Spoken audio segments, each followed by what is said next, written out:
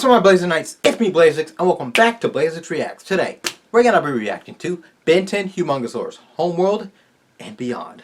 Yes, I'm finally back to reacting to Ink Tank videos. I know it's been a long time since the last Ink Tank video, but I do love Ben 10. You guys know I love Ben 10 from the reactions and the fact that I'm usually silent listening to the information that Ink Tank gives. I hope this video is fun for you guys as it is for me, because Ink Tank is awesome at everything he does. Mainly the reason why the fan base has reignited once again. That and Omniverse and the reboot anyways. But without further ado, while we get into the reaction, want to go check out Ink Tank's channel? The link will be down below. Want to go check out the original video itself up above, iCard, go check it out. Let's jump right in. Without further ado, this is Blazeix Reacts. Let's blaze in action. The following information is canon to 5 years later and was put together to help establish a solid world build for the series and its universes. We hope you enjoy. Oh yeah, 5 years later, his comic. Ooh, I like the opening. Can somebody make me an opening like that? I'm still having a hard time coming up with a good opening. Multi-dimensional travelers, welcome to the first episode of And Beyond, where we plunge into the void and explore our ever-expanding multiverse. I am your host, the R300, Orion IT Systems Model V03, but you can call me Horus. Horus? We'll be starting our series of extraterrestrial exploration on the prehistoric planet of Terradino. Please keep all appendages inside the portal at all times, and please do refrain from taking any eggs as souvenirs. That is someone's child, so that is kidnapping.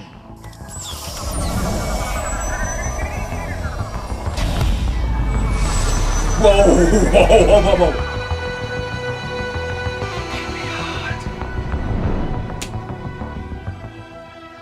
Terradino.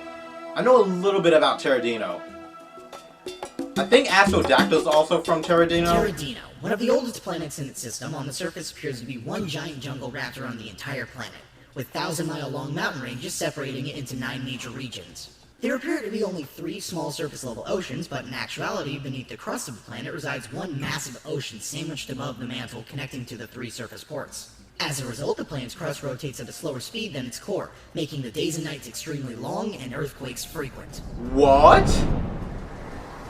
Wow! A world teeming with life that has stood the test of time. The planet is home to dozens of reptilian and aquatic species, but 3 in particular have become the dominant inhabitants. Starting at the top, we have the Tortoisarians, known locally as sky skimmers. Gangly reptilian birds standing at 6 feet with Astrodactyl's race. Living amongst the clouds, they rule over the sky, preying on any and everything that enter their airspace. They're able to blast off like rockets thanks to their retractable wings and the combustible gastrointestinal fluid they ignite in their stomachs and then vent out of their lower back. They can also extend tentacle-like appendages out of their forearm coated in the same fluid, used for swiftly catching prey or even at times a weapon. Sky skimmers are known for being very pompous and think that they're superior to many other resident species due to their ability of flight. Aren't they all? With others of their own species, distinguishing a difference in class based on their crown scales located on the top of their heads. Thanks to sky skimmers, Terradino has a very loosely based caste system that they are perched at the top of, living at the literal height of their society atop stone spires created by their honor-bound underlings on the surface, the Vaxisarians. Wait, they're above the Vaxisarians? What's the Vaxisarians? Don't say it. They already said it.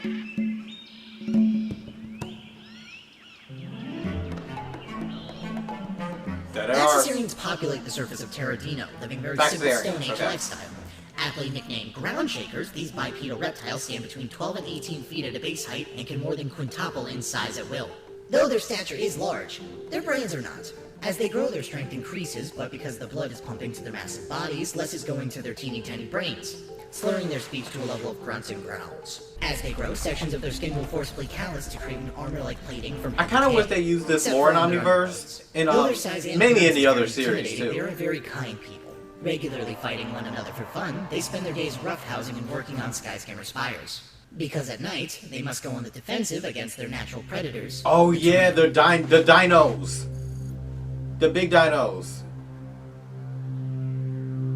Tyrannopedes, large centipedal hard-armored reptiles standing at a largest recorded height of 150 feet, being the only known native species larger than the Vaxxisarians. Due to the sheer egregious mass they possess, no known ground shaker has been able to lift one for more than a few seconds. Additionally, they can produce a high tensile strength adhesive web to entrap their prey. Ground shakers fear the Tyrannopedes and have only survived the constant onslaught of attacks thanks to the sky skimmers. Equipped with their gas-powered gliding abilities, they've developed a tactic to deal with the predators. They would use their forearm appendages to tie the multiple feet together and knock them over. Once on the ground, they would use their fiery flymakers to ignite the adhesive web sacs under its jaws, burning the Tyrannopede to death from the inside. What? It's a lizard-eat-lizard world. Not being ones for waste, both species would use every part of the predator's remains. Its hide for clothing, bones for building materials, and its meat for, well, eating. Oh my god! With every Tyrantel killed, the ground shakers would hold a feast, celebrating the survival of the tribe and thanking the sky skimmers for their selfless assistance, offering them anything in their capability in return. And that's why they built the Taking fire. advantage of the ground shakers' kindness, they demanded homes, reaching high into the clouds, higher than the trees. And work promptly started, erecting stone structures that towered over 300 feet tall. All the building and loud feasts through the days and nights were not so kind to those living below the surface, the Humungousaurians. Humungousaurians? Moving underground, we have the home of the Humungousaurians, socially labeled as mudfish. Evolving from various aquatic species from the subterranean ocean, they stand between 5 and 6 feet with yellow-scaled skin and prominent They actually look pretty features cool. such as tail fins, tentacles, and gills. Kinda wish we got Humungousaurians to know possess the about ability them. to inflate their arms 7 times their regular mass, increasing their strength and density. They've used this ability to dig the impressively large tunnel systems that they've made into their home. During their digs, they would find various minerals and precious metals they would later learn to cultivate and craft into level 2 tech, such as tools and simple machines. Despite being underground, the Humungousaurian society is far more advanced and developed than the brutish surface dwellers. On multiple occasions, Humungousaurians have attempted to migrate to the surface and make peace with its denizens, but were met with attacks by hungry sky skimmers and accidental tramplings by the ground shakers. But many still strove to see the sun and wanted to move above ground. Thanks to the work of Ambassador Ezra, multiple pods were granted clearance to move to the surface on the condition that they kept their technologies a secret. Many complications occurred because the residents were so accustomed to their lifestyle and many snuck tech up to the surface against protocol. This angered the higher-ups of the down below, and these individuals were labeled as criminals and banished to stay on the surface without their tech. As a result, the Ambassador's project was called off. Oh.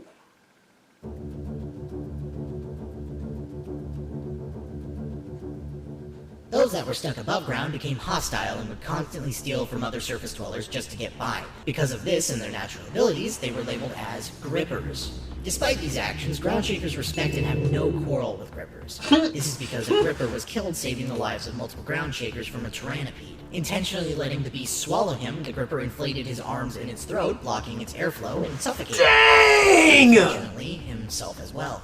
This created a great respect for grippers amongst the ground shakers, but was mocked by the sky skimmers, many making jokes such as, "The beast choked on its dinner!" Tensions arose That from is the mocking so and disrespect and created a horrible. constant feud between the grippers and sky skimmers, with one looking down on the other and one demanding respect. With all three species intermingling on the surface, tensions became very high and created the very competitive environment that we see today. Terratino. A tough world to live in for sure, but thankfully, we were just visiting. Make sure to plunge back into the void sometime and join me on another extra-dimensional exploration. And next time, don't forget to bring your nose and earplugs. You're going to need them. This is Horace, signing off. Horace, no! We need you to get back. Thank you guys so much for watching.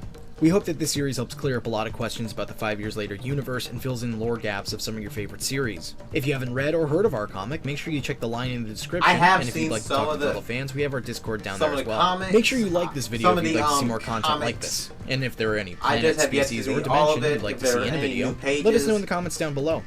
And we'd like to give a special thanks to our incredible Patreons. Without your support, we wouldn't be able to do projects like this.